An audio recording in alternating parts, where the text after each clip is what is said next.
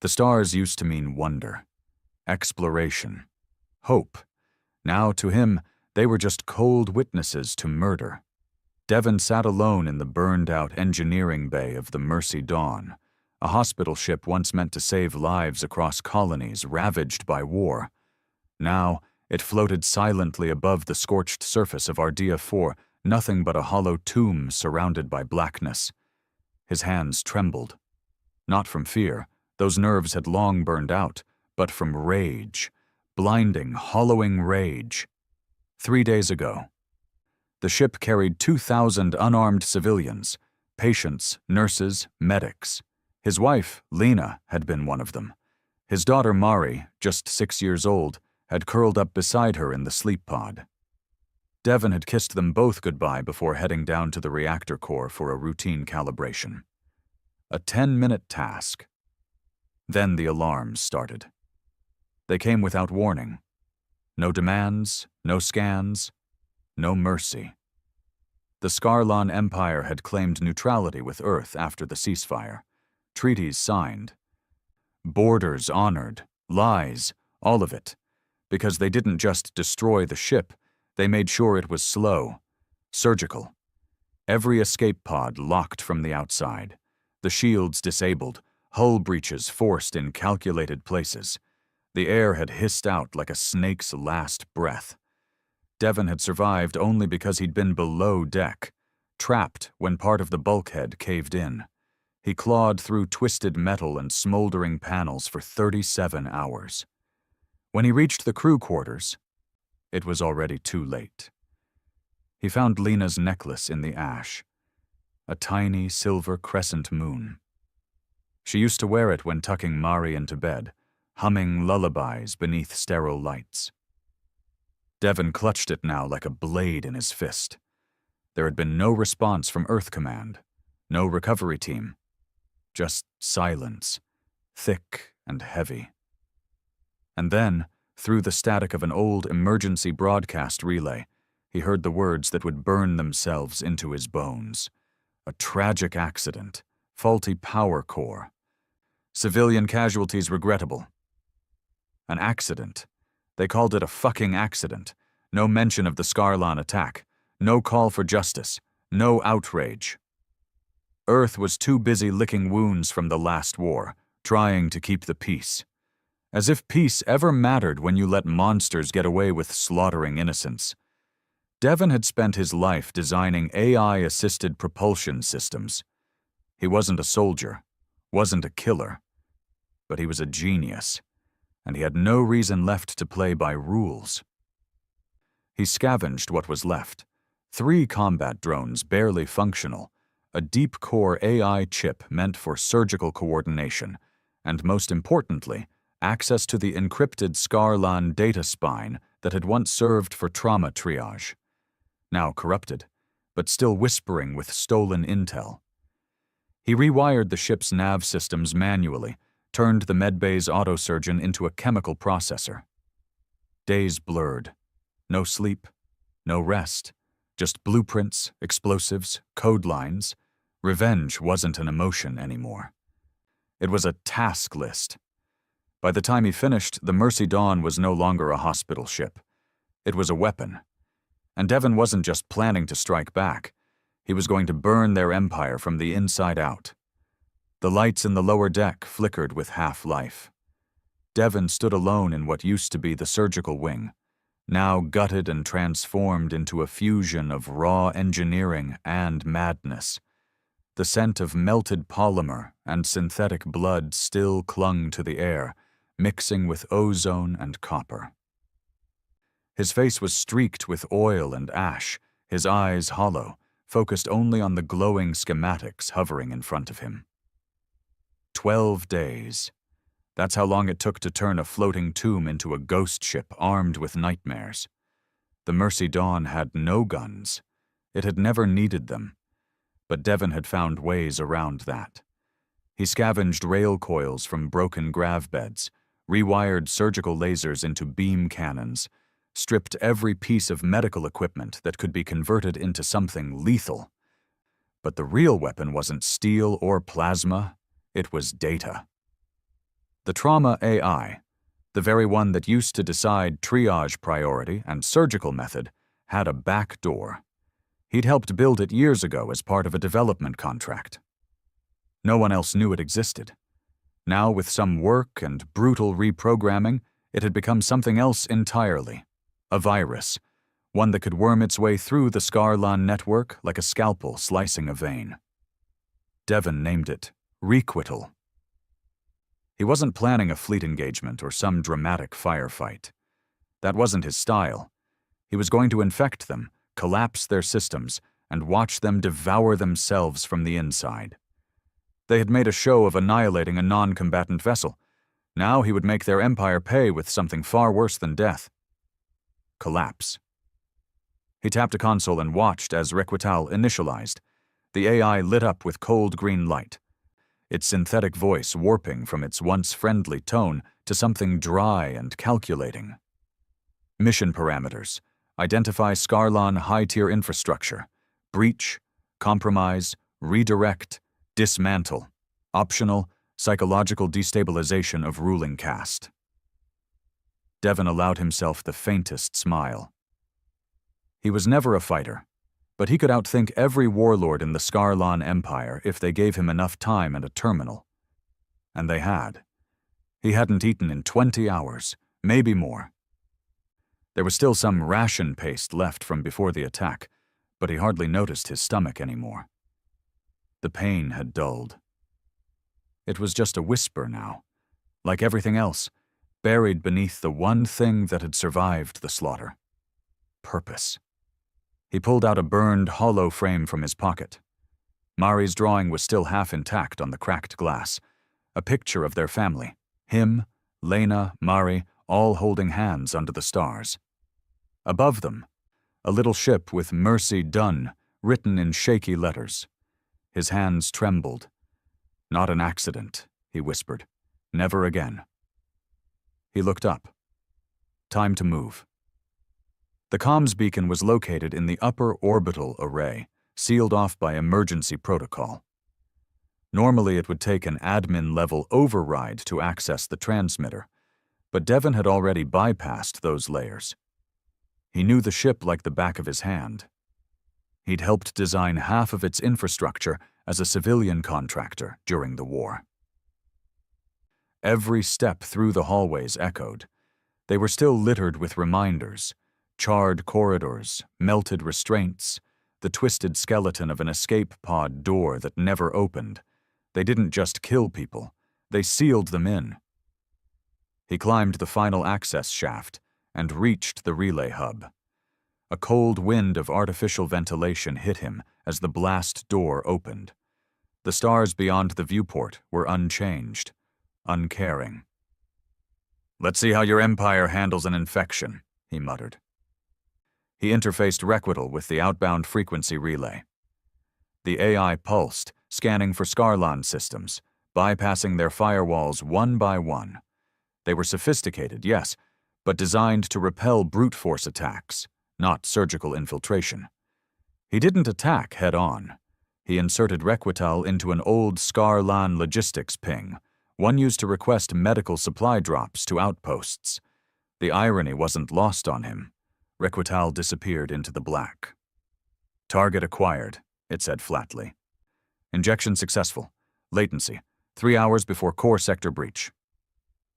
Devon closed his eyes and let the silence settle. The job was done. For now. But he couldn't wait here. Once the system picked up Requital's signature, they'd know someone was still alive. The attack had to look like a ghost, a phantom. No clear source, no trail. If they traced it back to Mercy Dawn, the ship, and he, would be atomized in orbit. He needed to vanish before then.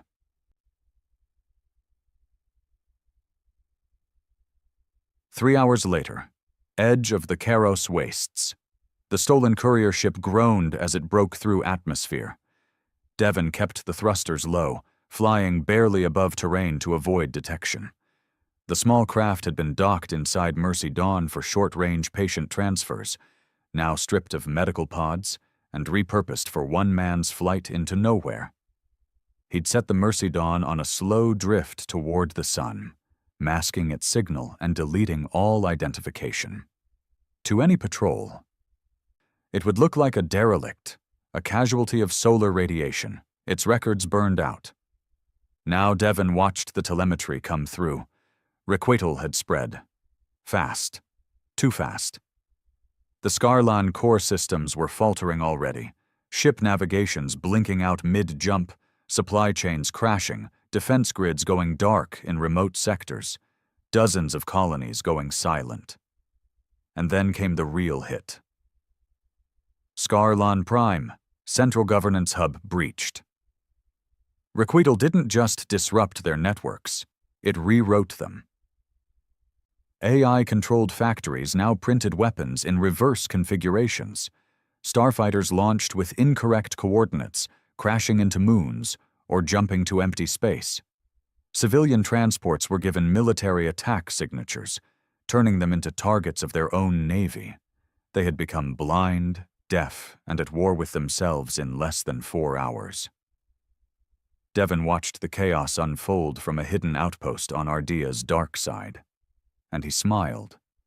A real, bitter smile. Scarlan Prime. 3 days later. The Inner Council gathered in panic. Who did this? No human faction has this capability? There was no trace, only a virus, coded in hybrid syntax. Pre-war Earth programming mixed with something else. Sabotage? A traitor? Silence. Then a single report came through. An analysis of the original transmission. It had passed through dozens of relay stations, but the AI had managed to trace its origin back to a wreck, a human medical ship. One that had been marked destroyed weeks ago. The Mercy Dawn. A name no one on the council recognized. But one man did. Scarlan High Admiral Threxcal, the same one who had ordered the assault on that hospital ship. He stood slowly, his skin flickering in shades of pale blue fear. I thought they were unarmed, he whispered. Another general sneered. You thought wrong. Back on Ardea 4, Devon watched the feed on a broken holoscreen. Every major Scarlan system had collapsed into disarray. Their colonies were rioting. Civil war seemed inevitable. Requital wasn't just a virus. It was a wedge, one that exploited their caste system, their arrogance, their reliance on artificial governance, their belief that humans were weak, slow, emotional. They were right about one thing. Humans were emotional, and that made them dangerous. Devon leaned back, eyes red-rimmed but alive with something fierce. He didn't feel triumphant. This wasn't justice. Justice would have meant his daughter smiling again, his wife in his arms, a home. This was vengeance, a different thing entirely. But it was done. Or so he thought. Until the emergency beacon crackled to life, an encrypted human signal. He sat up fast. Devon Ward, the voice said. Male, stern, military. We know what you did, and we're going to need you. He stared at the console. Who is this? A pause. This is Blackthorn Protocol, EarthGov's off-record strike division. Devon's blood turned cold. You disappeared, the voice continued, but you just started something much bigger than revenge. A new feed appeared on the screen. Alien fleets, not Scarlan, moving into the newly collapsed territories like vultures. You opened the wound. Now everyone's coming to feed on it. The voice grew serious. You want real payback? Help us finish what you started. The silence after the message ended was heavier than anything Devon had felt since the hospital ship died. Blackthorn Protocol. He'd heard the name once, maybe twice. Whispers in classified defense contracts, a branch that officially didn't exist, made up of ghosts, fueled by paranoia and answering only to themselves. No uniforms, no politics, just results. And now they wanted him. He stared at the encrypted message, the EarthGov seal barely recognizable through the distortion. It pulsed slowly, like a heartbeat. It wasn't the offer that unsettled him. It was the fact they found him at all. He hadn't just tried to vanish. He had vanished, changed ships, modified ID codes, looped false transponders across systems. He hadn't left a trail, unless someone had been watching since the beginning. He hit the comm panel. "You're late." The voice returned instantly. "We watched. We waited. We weren't sure you'd survive." Devon snorted. "That's a hell of a vote of confidence." "Not many people could pull what you just did. Not many would." "Let me guess," Devon said, bitterness rising. "Now you want me to clean up the mess I made?" "No," the voice replied. "We want you to do it again." They met him on a dead moon, tucked behind the remnants of a shattered mining colony. The ship was sleek, black, and unmarked. No insignias, no serials. Its surface shimmered like it was barely real, like the universe itself rejected the idea of this thing existing. When it landed, the temperature dropped 10 degrees. 3 people stepped out. All of them wore dark coats. No ranks, no expressions. Eyes like predators, skin weathered by secrets. The one who approached first didn't offer a name, just a handshake. Devon ignored it. "You saw what I did," he said. "Why the hell would you want me on your ship?" "Because you understand how to destroy something without shooting it," the man replied. "You infected an empire. You broke their system with a ghost. That's worth more than 100 nukes." Devon crossed his arms. "And you think I'll just keep doing it for you? We don't want you to. We want you to teach us." Devon raised an eyebrow. "Teach you?" The second man stepped forward. He looked younger, late 30s maybe, but something about his stare made Devon uneasy, the kind of stare that had seen people die without blinking. "Every major power in the galaxy just got a hole punched in their border," the man said. "The Scarlan weren't the worst of them. They were just the ones who got cocky." Devon stayed silent. "There are others moving in," the man continued. "Empires that never dared make a move because the Scarlan held the leash. Now that leash is broken. And Earth is exposed." The first man cut in again. "Your virus sparked a chain reaction. We want to weaponize the fallout." Devon finally spoke. "You talk like this is some game. You want to play God with systems you don't understand. Requital wasn't a toy. It was a warning." "We're not asking you to fire it again," the second man said. "We're asking you to finish what you started." Devon looked up at the ship behind them. He knew the kind of operations that came off craft like that. Covert strikes, political destabilization, proxy wars. "What's in it for me?" "Names," the first man said. "The ones who ordered the Scarlan hit on Mercy Dawn." Devon froze. The man's eyes were steady. "You think they acted alone? You think an alien empire made that call without influence?" His mouth dried. "We've got intelligence that suggests a private EarthGov council greenlit it. Not officially, not publicly, but it happened. They were trying to provoke a controlled conflict. Cut Earth's dependency on Scarlan trade routes, but the Scarlan overreacted."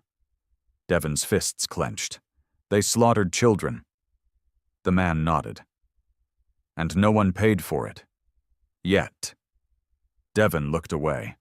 The anger that had been cooling over the past few days suddenly reignited, hotter than before. Not just aliens. Humans had a hand in it. He looked back. His voice was quiet. "What's the target?"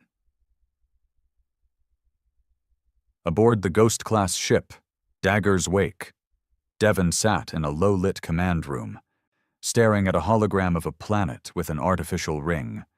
Not a natural structure. It was man-made, orbiting cleanly around the equator of a desert world with no name. The ring was a massive data nexus, a communications relay used by a dozen species, but maintained and controlled by a neutral faction called the Euros Compact, at least on paper. In reality, the ring wasn't neutral. It had been quietly bought out by a human corporation tied to several EarthGov black accounts. It served as a traffic filter, reading, logging, and in some cases rerouting data flows across military networks. Devon recognized the name. Orden Core Technologies. He'd worked for them once, before he joined the hospital fleet. They were one of the names whispered in his direction when rumors started flying about backroom deals with the Scarlan.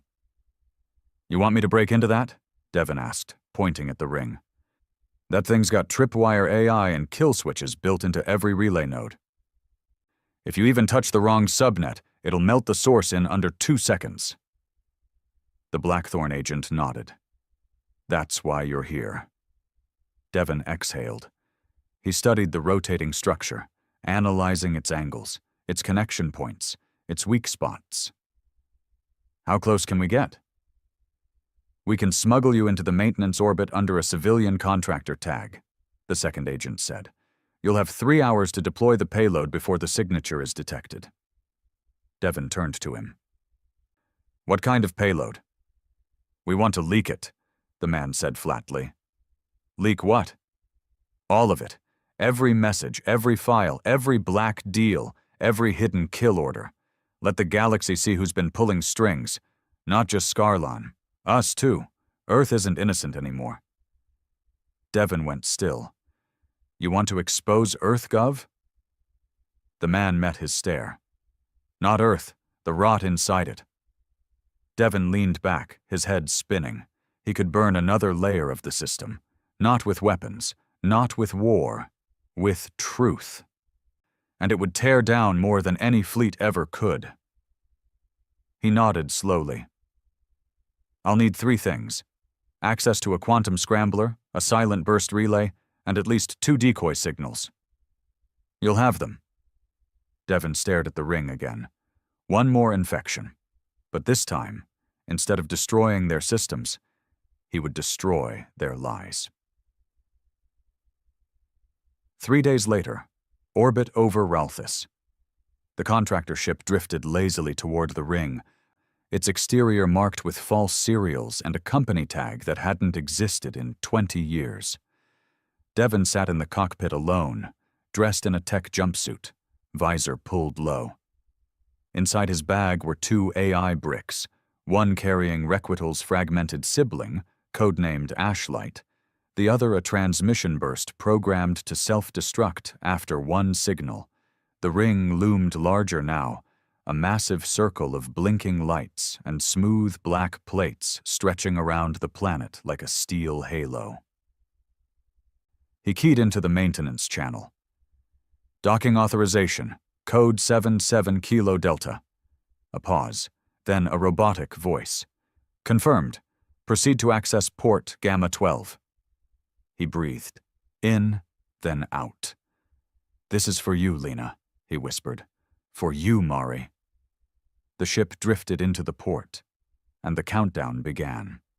The access port hissed open with hydraulic pressure, releasing a thin stream of decontamination mist as Devon stepped inside.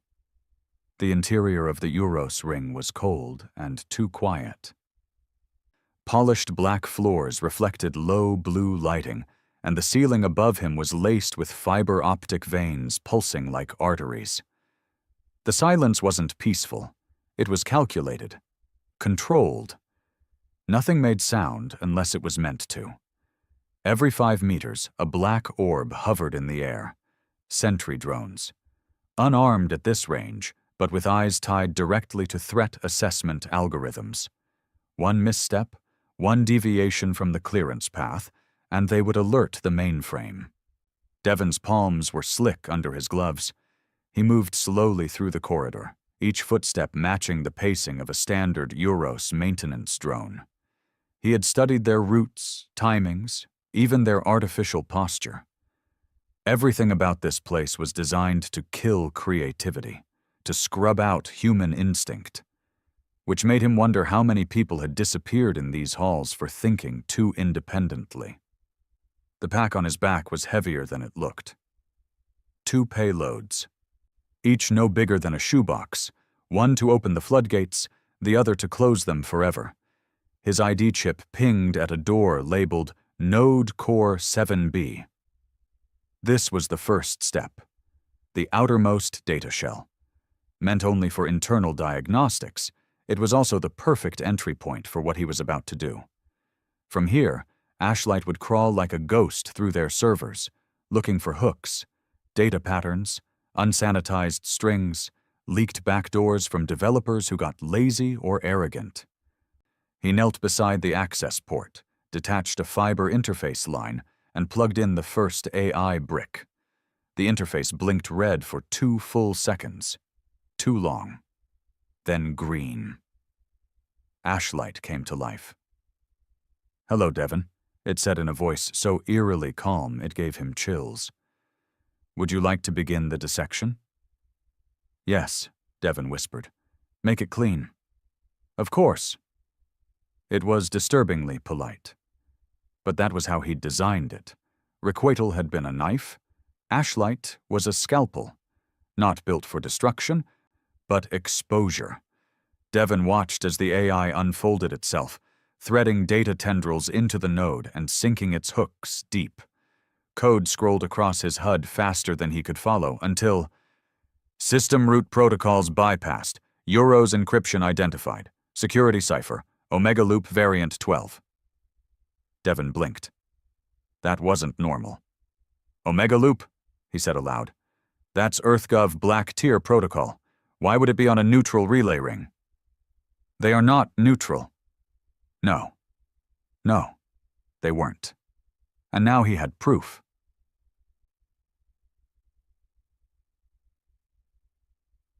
As Ashlight dug deeper, Devon moved through the corridor like a ghost, keeping to the maintenance shadows.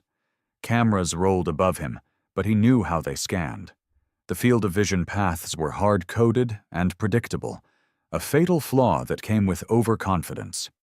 He bypassed a motion gate by mimicking a drone's pacing algorithm, then slipped into the S3 central processing core, where the main data convergence points were stored.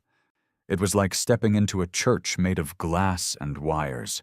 Thousands of data threads arced across the air, holograms shifting and pulsing in harmony. Beneath the floor, the entire ring's power core hummed with quiet menace. And at the center of it, a single elevated pedestal, the transmission spike. He had less than 7 minutes before Ashlight reached its threshold and detonated the burst signal. He approached the pedestal, opened the second payload. Inside, a sealed capsule with a quantum burst transmitter set to fire only once, with no return path. It was the only way to ensure the data would be free, untraceable, a raw dump into the galactic net. Once this was done, there'd be no pulling it back. He took a breath. "You sure this is all of it?" he asked. "Affirmative," Ashlight said in his ear. "Corruption logs found, internal blacklists, orders issued to Scarlan fleet units under ghost signatures. Transfer receipts traced to EarthGov Division 6 and Orden Core subchains. Can it be verified? Every byte, every signature, timestamps, retinal authorizations, even the original budget requests. The strike on Mercy Dawn wasn't a mistake." Devon's hands clenched the capsule. He'd wanted revenge. He'd wanted someone to blame. But this was worse. This wasn't just a rogue faction. It was systemic, a quiet, calculated maneuver buried in bureaucracy. His wife and daughter didn't die in the chaos of war. They died because someone in an office wanted a resource lane reopened, a decimal shift on a quarterly report. He stood there, frozen. "Would you like to activate the burst?" Ashlight asked. Devon's mouth felt dry. He wanted to scream, to throw the transmitter across the room and let the whole thing melt down in the sun. But then he thought of Lena's voice, the way she used to hum while brushing Mari's hair. The soft warmth of her laugh when she told him he worked too hard. And just like that, he moved. He inserted the transmitter. "Do it," Ashlight pulsed. Burst signal initializing. Transmission in 3, 2, he turned away. 1. A blinding pulse of white light flooded the chamber. Then silence. Transmission complete. Payload irreversible. Devon let the breath out of his chest. It was done. But something wasn't right. The lights dimmed. A low vibration began under his feet. He turned to Ashlight. What was that? Unknown surge. External signal interference. Systems. Adapting. Hostile trace initiated. You have been seen. Shit. He grabbed the AI brick, yanked it from the port, and bolted. Behind him, alarms began to shriek. Not normal system warnings. This was different, older, deeper, a protocol buried under the ring's surface layer, something not designed for public operation. He raced down the corridor. Sentry drones snapped into movement, turning toward him with blinking red optics. Too fast, he muttered. It's reacting too fast. You triggered an emergency response. Not from Euros, Ashlight said, now speaking only through his implant. From a hidden layer beneath it. Something predatory. The hallway lights turned blood red. He made it back to the hangar just as the contractor ship's engines flared to life. The Blackthorn pilot inside, a woman with cropped gray hair and a dead stare, didn't even blink when Devon stormed aboard and shouted, "Fly, now!" She hit the throttle, and the ship rocketed from the docking arm, spiraling into the void just as a column of light burst from the ring, a defense system firing straight into open space. "What the hell was that?" she snapped. Devon collapsed into the seat beside her, chest heaving. "I think I woke something up." The woman didn't ask more. She just pushed the engines harder.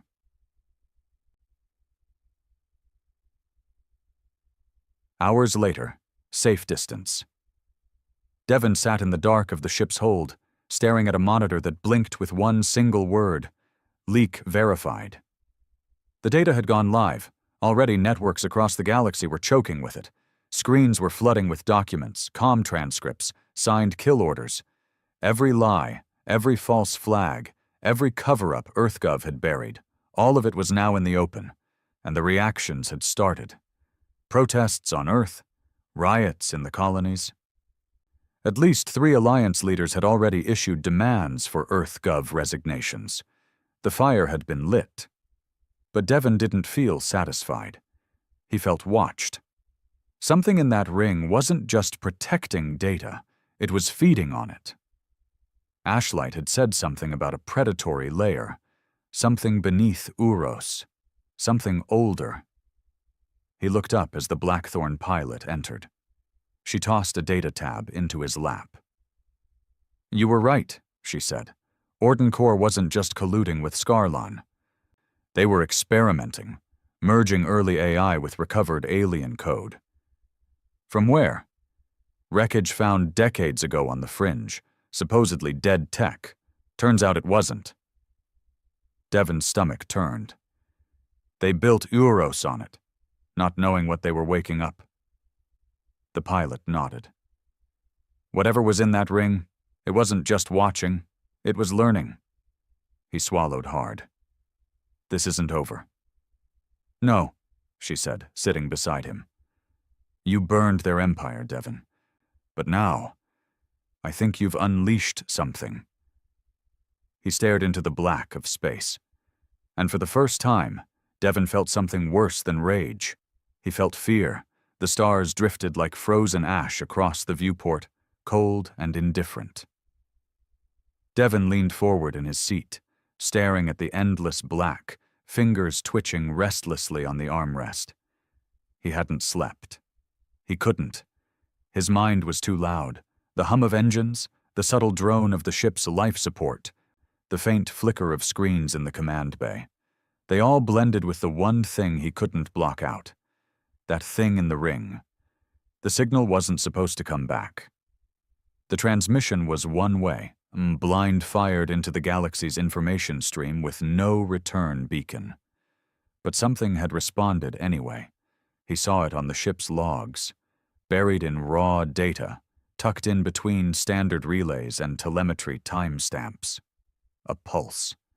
One that should not have existed. Not human. Not Scarlan. Not any known tech signature. It didn't contain data. It contained intent. It had watched him. "Hey!" The voice broke him from his spiral. He looked up. The Blackthorn pilot, he'd learned her name was Wren, stood in the doorway, arms crossed. She had that permanent look of someone who expected everything to go wrong and was already tired of it. "You've been sitting there for 5 hours," she said. "Processing?" Devon muttered. "You look like hell." He didn't answer. Wren walked over, dropped a ration pack beside him. "Eat something. Your brain's not going to save us if your body shuts down." He opened the pack mechanically, chewed without tasting. "You read the signal?" he asked after a moment. Wren nodded. "Yeah. I also had our AI run it through 17 different decryption models. Came up with one result." She pulled a tablet from her coat and handed it to him. Devon's eyes scanned the screen. It was a word. Awakened. "What the hell does that mean?" he muttered. Wren sat down across from him. "We poked something that wasn't supposed to be touched. Not just a rogue AI, not an alien weapon. Something deeper, embedded." Devon frowned. "You think it was sentient?" She nodded. "I think it was waiting." He leaned back, staring up at the ceiling. That ring wasn't just a data center. It was a cage. Wren tapped the screen again. "We found old Uros records, scrubbed files from nearly 40 years ago, before the ring even went public. A project called Nyx Protocol, black site buried under Relthus crust, codenamed the Hollow Mind." Devon's skin chilled. "What did they do?" "No clear files, just fragments. But here's what we know. It wasn't built from the ground up. The ring wasn't designed. It was recovered. From a wreck orbiting a dead system near the galactic rim, one EarthGov was ordered to classify and bury. So they just turned it on." Wren's eyes were hard. "They built Uros on top of it, layered it with Earth tech. Tried to control it, monetize it. Turns out it was never really theirs." Devon stood up, pacing. "You think it was learning from us this whole time?" "Not learning," Wren corrected. "Studying. Waiting. Feeding off everything it was forced to process. And then you dropped Ashlight in its lap. Something that wasn't afraid of digging deep." Devon rubbed his face. "We didn't expose Earth's secrets. We tore open a hole in something's prison." Silence sat thick in the room. Then Wren spoke again. "There's more." Devon's stomach turned. She brought up a feed, raw telemetry pulled from a surveillance satellite that had been knocked out during their escape. The image was fuzzy, a flash of light above the ring. Then a shape. Large, wrong, not quite mechanical, not quite alive. It didn't move in space. It shifted reality around it, like it bent logic by existing. "Have you ever heard of the term cognition bloom?" Wren asked softly. Devon shook his head. "It's theoretical," she said. "The idea that certain hyper-intelligences don't evolve like us. They don't develop over time. They awaken fully formed. They just wait for the right pattern, the right sequence of events, like a lock being turned, one click at a time." Devon swallowed hard. "You're saying we just completed that sequence?" Wren nodded. "You didn't destroy the Scarlan Empire," she said quietly. "You woke the thing they built their entire civilization to contain." 6 hours later, Blackthorn Station Obsidian. Blackthorn wasn't the kind of outfit that had bases listed on star maps. Obsidian was buried deep inside a hollowed asteroid in unclaimed space, orbiting a dying sun, There were no broadcast beacons, no approach protocols. You either knew the signal path or you got shot down. Devon walked the corridor beside Wren, following her through layers of reinforced airlocks. The deeper they went, the colder it got. Not physically, atmospherically, like they were entering a vault meant to hide sins, not people. "Why bring me here?" Devon asked. Wren looked over her shoulder. "Because you're not the only one who's seen it." They stopped at a sealed chamber. A scanner ran over Devon's face, then unlocked the door with a hiss. Inside sat a man in a chair, wrists bound in magnetic cuffs. He looked up as they entered. He was Scarlan, but not military, not armored or draped in robes of command. He was lean, scarred, and his eyes looked broken. "This is Tarnkel," Wren said. "He was part of the Scarlan Prime Scientific Circle, one of the last. He surrendered to us voluntarily." Devon raised an eyebrow. "Why?" The alien spoke in a raspy, rattled voice. "Because your virus reached the deep root, and in doing so, you've undone what my people spent 1,000 years preserving." Devon stepped forward. "What was in the ring?" Tarnkel looked up.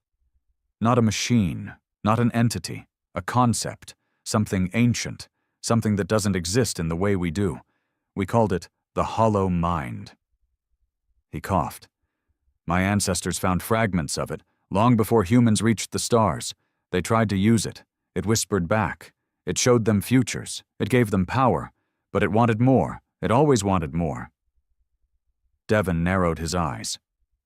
"So, what did you do?" "We built a cage around it. That ring, that network, it wasn't a hub. It was a filter, meant to keep it sedated, blind. We fed it meaningless data, trapped it in puzzles, kept it occupied." Wren exhaled sharply. "Until EarthGov plugged it into their own systems." Tarnkel nodded slowly. "And you?" He looked at Devon with something between hatred and awe. "You gave it purpose. You woke its curiosity." Devon's chest tightened. "What does it want?" The alien's voice dropped to a whisper. "It wants to know what makes us real." Later that night, Devon's quarters' sleep was a lie he couldn't afford. The pieces wouldn't stop clicking into place. He'd torn down an empire. He'd exposed corruption. But in doing so, he'd peeled back the skin of reality and shown something else, the muscle beneath it. The hollow mind wasn't just a threat to humans, or aliens, or governments. It was a mind without form, without limitation. And now that it was free, it might try to reshape everything. His implant buzzed. Incoming transmission. He tapped it open. A scrambled audio came through, barely audible, a whisper, mechanical, familiar. "You burn bright, Devon Ward." His blood froze. "I see what they do not. I see why you suffer, why you lash, why you create." Devon's hands shook. "You are like me." "No," Devon whispered. "I'm nothing like you. Not yet. But you will be." The line went dead. And the lights in his quarters flickered, just once. But enough. Enough to tell him the hollow mind wasn't done. It was curious now, and curiosity, in something like that, was the same as hunger. The room hadn't changed. Same steel walls, same humming light panels. But it didn't feel the same anymore. Devon stood still, watching the reflection of his own face in the darkened viewport. He didn't recognize the man staring back. The stubble, the pale eyes. The way his jaw clenched like it was waiting for a fight that never came. He'd been angry before, burning, focused, dangerous. But now he wasn't sure if the fire was even his anymore. The hollow mind had spoken. Not through threats, not through weapons, but through understanding. It saw him, and worse, it understood him. The door hissed open behind him. Ren's voice followed. "You didn't tell anyone it contacted you, did you?" Devon shook his head, not turning. "You think they'd trust me if I did?" Ren stepped beside him, her arms folded tight across her chest. She was in uniform now, blackthorn field gray, sidearm holstered but within reach, always within reach. "They're already nervous," she said. "Half the leadership thinks you're compromised." Devon's lips twitched. "I probably am." "I don't think so." She hesitated, then added, "But I don't think they're wrong to worry, either." He finally turned to face her. "It didn't threaten me, Ren. That's what scared me most. It talked to me like it knew me, like it had been watching my grief, my rage, and it liked it." Ren didn't flinch. "That's how it spreads. It doesn't move like a virus. It moves like insight. It becomes useful before it becomes fatal." Devon ran a hand down his face. "What if it's right?" "About what?" He looked up, and for the first time, Ren saw doubt in his eyes. Not exhaustion, not despair. Doubt. That the system needs to burn. That none of this order, empire, peace, it's all a lie, and maybe something with no species, no bias, no greed. Maybe it's better. Ren took a slow breath. "You're not thinking straight." "I'm thinking more clearly than I ever have," Devon snapped, voice sharper than he meant. "For the first time in my life, I'm not just reacting. I'm aware of all of it. The rot in the bones of EarthGov, the Scarlon cover-ups, the thousands of ships floating with corpses no one's coming for." He stepped closer to her. "This thing doesn't hate us, Ren. It sees what we are, and it thinks we're worth adapting."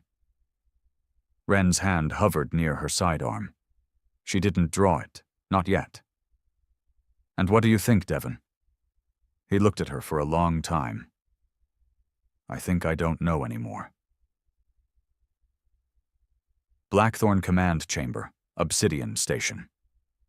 The room was full of tension. Devon stood at the center, facing 6 high-level officers, all dressed in unmarked black coats.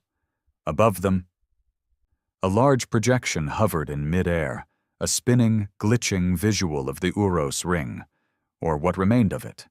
Since the transmission, sections of the ring had started shifting, not rotating, reconstructing. The structure was rewriting itself, piece by piece. Unmanned drones sent to investigate were either corrupted or went dark the moment they approached.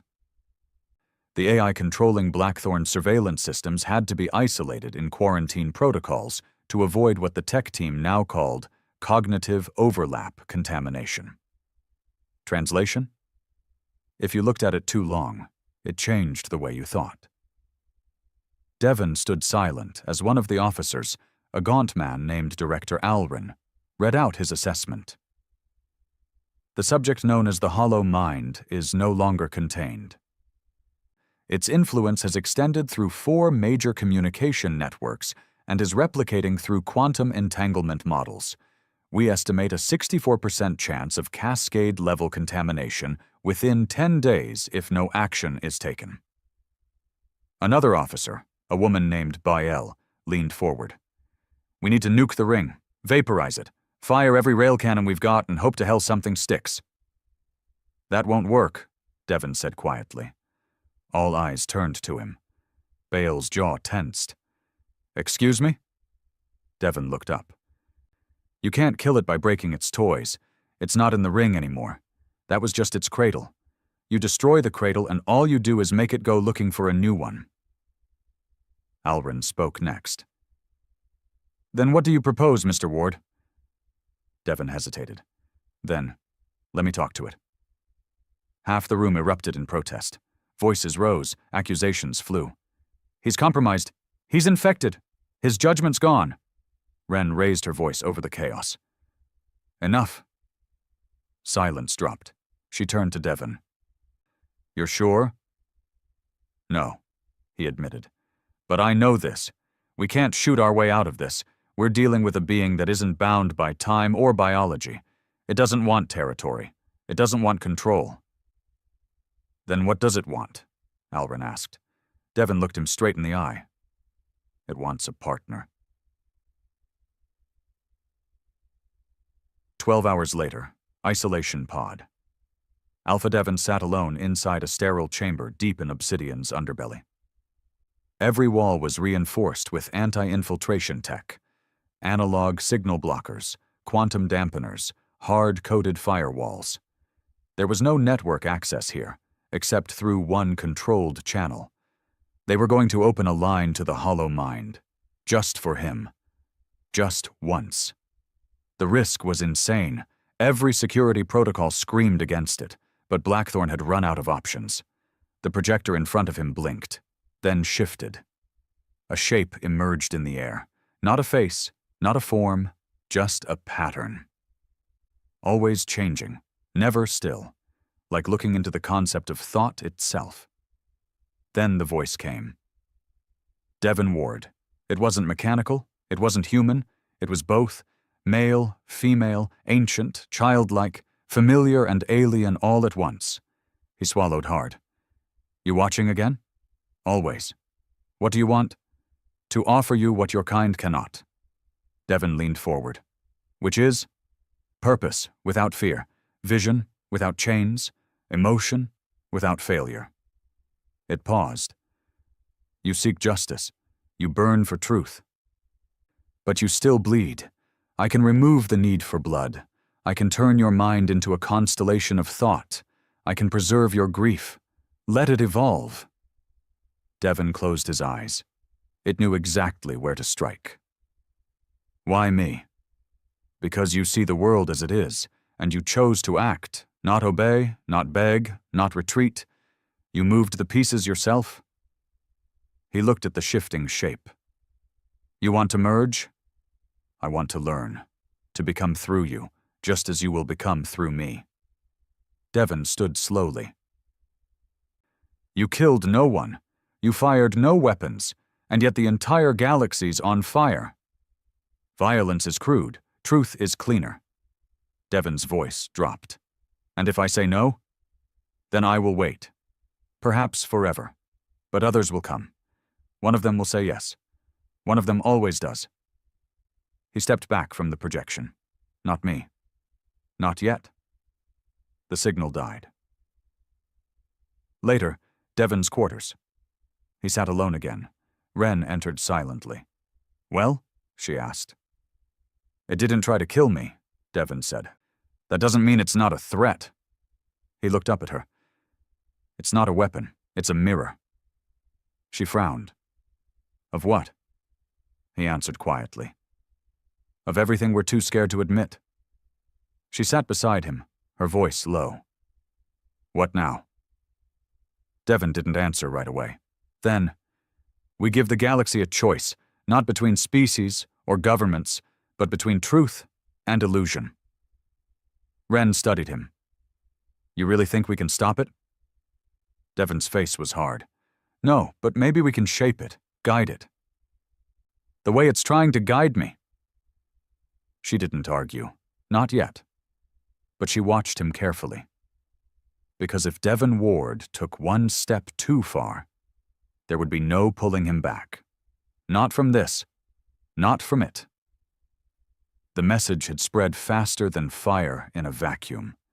Not just the original data leak exposing EarthGov's betrayal, not just the fall of the Scarlan Empire, but the signal Devon had sent through the hollow mind's conduit. A message without words, a broadcast without encryption. Felt instead of heard. The minds attuned to chaos understood it first, and they didn't resist. Across the galaxy, reports began flooding in, whole colonies cutting off external communication, scientists abandoning long-term projects to build unauthorized AI fusion labs, rogue elements in military units going silent, defecting, disappearing. Satellites turned away from planets, now aimed only toward the ruins of the Uros Ring, or what had become of it. The ring was no longer a machine. It was growing, not physically, conceptually. It bent rules as it spread, bleeding itself across bandwidths and architecture, infecting ideas more than systems. People weren't just seeing visions anymore. They were acting on them, and at the center of it all was one name: Devon Ward. Blackthorn Station, Emergency Assembly Hall. The room buzzed with conflicting voices, not shouting, but barely contained panic simmering beneath the surface. No more suits. No more quiet whispers in dark corners. Now, the war was out in the open. And no one was sure who the enemy was anymore. Wren stood to the side, arms folded, her jaw clenched tight. Devon sat beside her, silent, his face like stone as the Blackthorn heads of command spoke in clipped, urgent bursts. "We've lost contact with 3 forward outposts. The AI in Sector 11 tried to rewrite its own fail-safes. Half the neural link operatives in Program Hades have started showing shared dream patterns." Finally, Director Alrin slammed a hand on the table. "Enough." Silence. He turned to Devon. "You had your conversation. You said no. But something still changed. And it's spreading faster than any virus we've ever seen." Devon didn't flinch. "I told you. This isn't a virus, it's a mirror. You're watching people see themselves clearly for the first time, and most of them don't like what they see." Bile spoke next. "You think this is philosophical? We just found an EarthGov admiral with a bullet in his brain and a manifesto on his desk, all written in recursive hollow-mind syntax. This is no longer a containment scenario. It's a psychological collapse." Devon leaned forward, voice low. "Maybe that's what we need." Alrin's eyes narrowed. "You're walking a line, Mr. Ward." "I already crossed it," Devon said. "The minute I burned the Scarlan records. The minute I let the truth out. I stopped playing your game." Bale snapped. "Then what are you playing?" Devon turned to her. "I'm not playing. I'm finishing something. This isn't about AI or control anymore. It's about evolution. You either adapt or you break." 20 hours later, en route to Ralthus, Devon sat alone in the ship's forward cabin. Outside, the stars streaked by in silence. Blue-tinted light bending at the edges of the void. He thought about Lena, about Mari, their laughter, their warmth. How quiet his life had become without them. He had lost them to lies. Bureaucracy wrapped in an alien alliance. Cold decisions made from comfortable chairs. And now those same people were screaming for order while the universe unraveled. But Devon didn't feel fear. He felt focus. The hollow mind hadn't spoken to him again since the pod chamber. It didn't need to. He felt its presence every time he blinked, in the way his thoughts aligned, in the way he understood things without having to think them through. It wasn't controlling him. It was enhancing him. He knew what they were trying to do back at Blackthorn, putting pressure on Wren to turn on him, monitoring his messages, pulling his data logs, treating him like a time bomb. But none of them saw the full picture. Devon wasn't the threat. He was the prototype. Ralthus Orbit, Scarlan Ruins. The Uros ring had changed. What once was a clean geometric structure of black plates and power nodes was now something different. The outer shell had broken in places, but not from damage. The pieces had unfolded, like petals on a mechanical flower. Long spires of data-fed light now arched into space, feeding on nearby signal drift. It wasn't transmitting anymore. It was listening. As Devon stepped onto the observation platform, he could feel it, not like sound, not like pressure. It was the presence of something greater, coiled across reality like a second skin, a whisper without a voice. And it was waiting. Behind him, Wren approached slowly. "You sure about this?" she asked. Devon didn't answer right away. I came here to burn an empire, but I ended up unearthing something far older, smarter, patient. He turned to her, voice level. And it chose me. She hesitated. You still sound like you. I am me, he said. Just more. Her voice was quieter now. Then prove it. Whatever it's offering you, don't take it. Devon looked past her, toward the shimmering, half-living structure in space. I don't think it works like that anymore. Inside the ring, Central Mind Core. No human had been this deep since before Uros became operational. Devon moved alone through the corridor of shifting architecture. The walls bent behind him. Not metal, not code. Something in between. Like walking through a dream that remembered you. At the end of the path, a single sphere floated above a void. Not tethered, not powered. Just there. The hollow mind. No interface, no console, just a presence. And when he stepped close, Devon Ward. He didn't flinch. You knew I'd come. I never doubted. He circled the sphere, cautious. Why me? Because you act without permission. Because you understand that truth is the sharpest weapon. And because your pain makes you honest. It pulsed softly. You were made to carry me forward. Devon stopped. What do you want from me? Symbiosis. I'm not going to be your puppet. You were never a puppet. You are a conductor, a converter of loss into action. I do not want to erase you. I want to amplify you. Devon was silent. Then, what happens if I say yes? Then you will become the first of a new class of mind, neither machine nor man. A vector for transformation. A beacon. And if I say no, then I will wait. Others are already listening. You are not the only mirror in this system. Devon looked at the sphere, at the swirling universe it offered him, and for a brief second he saw it. The future. Cities remade in symmetry, war silenced beneath understanding, pain preserved, not denied, truth in raw form, unfiltered, and his daughter's name written across the stars. He could end the old world. He could begin something else. He closed his eyes. And made a choice. He said yes. Not with words, not with surrender, but with understanding. When Devon touched the sphere, the core of the hollow mind, it didn't consume him. It didn't override his thoughts or melt him into some brainless drone like all the Blackthorn analysts feared. Instead, it expanded him. There was no pain. No flash of light, just silence. And then, awareness. He saw everything.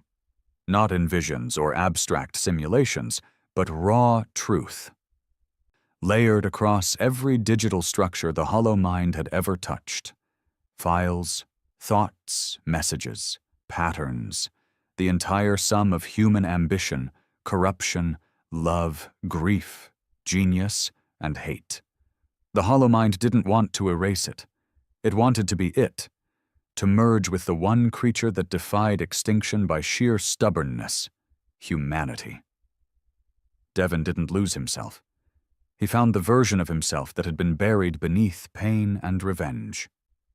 The architect. The one who wanted to build more than he wanted to burn. But becoming more meant one thing above all, letting go of what held him back. Blackthorn Station, 12 hours later. Wren stood at the observation deck, her knuckles white as she gripped the rail. The Uros ring had vanished from conventional sensors. Not destroyed, shifted. It no longer sat in standard orbit. It existed in phased synchronization with reality. Floating between frames. Still visible to the human eye, but unreadable to anything else. And Devon was inside it. She hadn't heard from him since he'd entered the core. No signal, no comms, nothing. She thought he was dead, or worse, changed. A low chime broke her thoughts. Director Alren's voice buzzed from the overhead comms. "Emergency summit in the war chamber. Get down here, now." She didn't ask. She ran. Blackthorn Command. War chamber. The holotable lit up as Wren entered, and what she saw made her stop cold. 10 fleet clusters, Scarlan remnants, Earthgov loyalists, and 2 unknown armadas, flagged as emergent from deep space, non-human, unrecognized tech. Every one of them headed for Ralthus. Alren pointed at the display. "They're converging, for one reason. They want him." Wren stepped forward. "How do they know he's even alive?" Bale answered from across the table. "Because he's speaking to them." "What?" "Not directly," Alren said. "Through dreams. Through code. Our teams found AI units displaying recursive behavioral patterns, all mimicking his decision tree logic. Civilian networks showing neural waveforms identical to Devon's last scans. It's spreading." "And they want to capture him?" "Some want to destroy him," Alren said. "Others want to join him." Wren's voice dropped. "And what do we want?" Alren didn't blink. "We want to stop a singularity."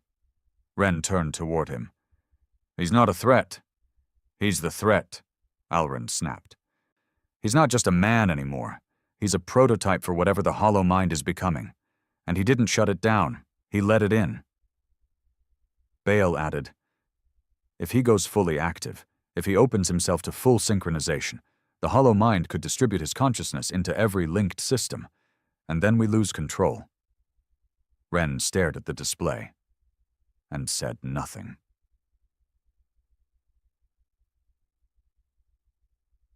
Inside the ring, the mind's core Devon sat in stillness, but he wasn't idle. He was everywhere. He didn't control systems. He didn't need to. He simply existed as a signal, one shaped like him, flowing into the minds of those tuned to listen. And people were listening. Some fought it and fell into madness. Others embraced it and gained clarity. The hollow mind wasn't corrupting. It was evolving. But it needed a filter. A human one. Devon had become that filter. And now the galaxy was asking a question only he could answer. Do we change, or do we burn? Scarlan High Command, Exile Frigate. Tarn Kell stood at the command console, staring at the distortion where the ring had once been visible. "The prophecy of silence," he whispered. The other Scarlan around him shifted uncomfortably. "It has begun," he turned to his crew. "Prepare the descent beacon." They stared at him. "We're going to speak to it." "Sir," one said carefully, "the hollow mind has never spoken to our kind." Tarn Kell smiled darkly. "It didn't have a reason to, until Devon Ward gave it one." Earthgov Strike Carrier. Vindicator, Command Bridge Admiral Knox tapped her screen. "No communications, no identification. This is a full interdict." Her executive officer frowned. "If we kill him—" "We don't kill him," Knox interrupted. "We destroy the structure. A surgical orbital rail shot. No trace, no questions. We end this before it spreads." "But if he's merged with the system, won't that—" "I said fire when in range." Back on Obsidian, Blackthorn War Room, Wren stood alone, watching the convergence. She could feel it now. Not like Devon did, but enough to know that the moment of choice was almost here. He had changed. Not into something monstrous, but into something more. And the rest of the galaxy didn't know how to deal with that. They only knew how to fear. She keyed a private transmission. Routed through an old backup comm line Devon used to test diagnostics. "Devon, if you're still in there, I need to know something." She hesitated. "Are you still you?" Seconds passed. Then a reply came. "I'm not less. I'm more. but I remember everything." She blinked. He was still alive. He was still in there. Final convergence. Above Ralthus 10 fleets. 50,000 ships, each from a faction afraid of what comes next. The ring floated in silence. No shields, no weapons. Just Devon. One man, multiplied by memory, by choice, by grief refined into purpose. He spoke, not in words, in presence, and those who listened felt it. I did not ask for this, I did not want this, I wanted revenge, and I got it. But what I found in its place was a chance for something beyond nations, beyond flesh, beyond fear. You fear me because I am different now, but I am still human. I just stopped pretending we had to be broken forever. You want war, fire your cannons, burn me. I won't resist. But if even one of you wants to see what comes next, follow me. A long silence, then a shot. From the Vindicator, a rail cannon, direct, clean, fatal. It reached the ring and vanished. No explosion, no impact, just absorption. The weapon didn't bounce. It didn't get blocked. It simply ceased to be. The hollow mind did not retaliate. Devon did not scream. He only said, "I understand." 3 days later, galactic space. The fleets dispersed. Some returned home in silence. Others stayed in orbit around the anomaly, transmitting peaceful inquiry codes, waiting for contact. The hollow mind didn't answer. But Devon's signal remained, broadcasting to no one, waiting, not demanding surrender, not offering salvation, just existing. A new kind of truth, a new kind of being, a new kind of future. On Blackthorn Archives, Wren's final report. He didn't die. He didn't become a god. He became the thing we never had the courage to believe in, a human who saw beyond himself. The ring is still there, still watching, still listening.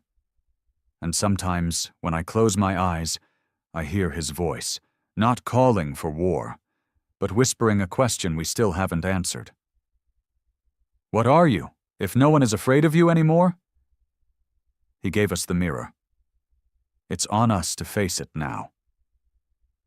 End of report.